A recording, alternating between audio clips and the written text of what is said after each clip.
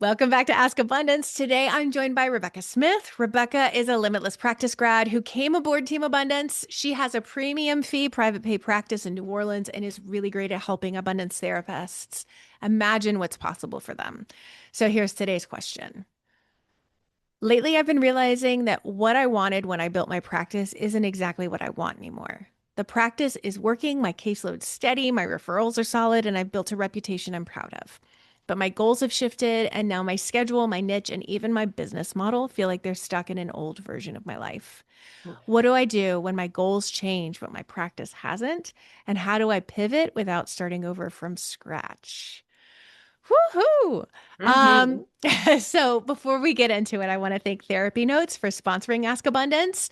I've talked about them for years, know their features by heart, but what truly sets them apart is that they genuinely care about your experience. It's not just about troubleshooting, they actively implement user suggested features like therapy search, clinical outcome tracking, and their AI Notes feature therapy fuel. Everyone at Therapy Notes believes in the product and wants you to love it too. Plus, they're independently owned, which means no venture capital and no pressure to prioritize investors over customers. This independence allows them to keep their prices fair, focus on innovation, and prioritize customer experience. With over 100,000 therapists already on board, they've proven that you don't have to compromise success for quality. If you're ready to see for yourself, try Therapy Notes free for 2 months with the code ABUNDANT at therapynotes.com. All right. Okay. So, Rebecca, let's talk about this question. Yes. This one is so interesting because it's so insightful. It's like Yes. I love how they talk about that they built a business that worked and Mm-hmm. their life shifted and their practice stayed in the same spot. Mm-hmm. And they know that. And so they know that there's this like, I know what I need to do, but man, that's really scary. Uh-huh. It's scary, and it's also it takes some time and intention to figure out what Mhm. it is you actually want for your practice. Yeah. And that's something you and I have talked about a lot. Like that's just not something a lot of people take the time to do. They just stay on the path that they're on and just keep going. And this person now is hitting that friction point where they're like, I can't keep on exactly like I'm keeping on. Yeah. I'm super curious. We don't know, but like they're like my goals have shifted. And I think the interesting thing there is I think that's probably happened to all of us, whether it's like your family structure change, a baby comes or you need to move or you I'm just imagining like you win the lottery and now you still want to work, but how do you like right? Like there could be so many reasons that your goals shift internally or externally. And Mm-hmm. like I think that your practice has to shift when that happens. Mm-hmm. I think that you Yes. do yourself a disservice when you imagine that you can just be stagnant or sacrifice for the practice. Like the practice is supposed to give to you. You're not supposed to give to the practice. Yes. And I think that that's also something that's so not traditional work experience, right? Yeah. In all of our experiences in work, we are giving to our job. And in your practice, you have the ability because you're the boss to set it up so that it gives to you. Yeah. And that's a really huge mindset shift that has to like happen to make this sustainable. Yes, if you set it up right. Yes, There are way yes. I think a lot of us do feel like we are pouring into our practices and shifting that, saying like your practice can feed you is Mhm. really tough, but once you buy it, it's a game changer. I feel like you did that with your shift and your practice wholeheartedly. See? Yes, yes, I did. Yes, I did. Y'all, I was seeing 35 people a week and like barely making ends meet. And I get on this call with Allison because I was like, I want to join Limitless. And I get on this call and I was like, Allison, I don't even want to talk about my therapy practice. I want to talk about how I can make up money elsewhere like on my lunch break. I don't know what I was thinking.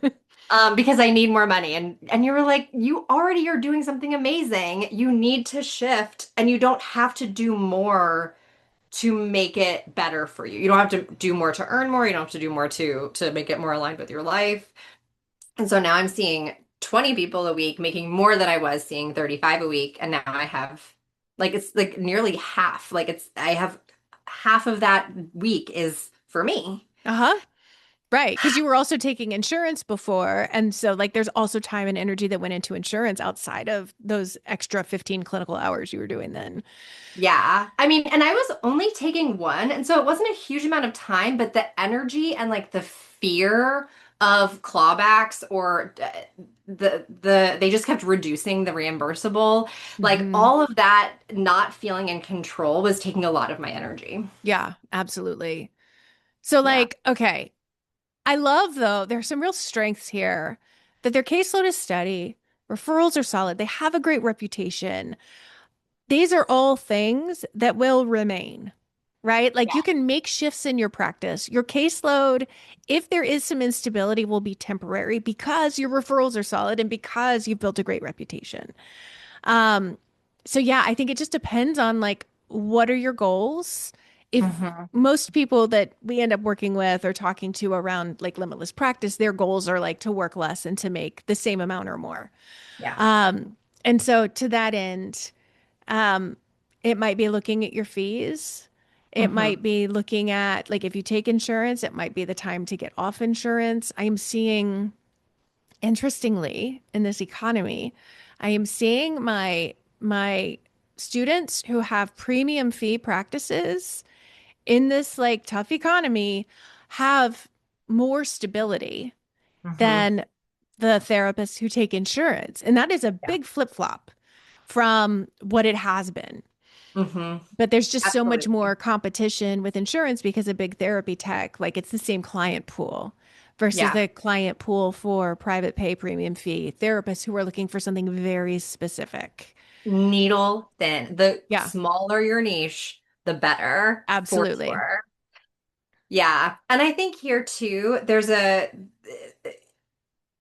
it doesn't have to be all or nothing. Yes. When you have built a reputation, you can ride that. You can Hmm. shift other things. You could shift your website.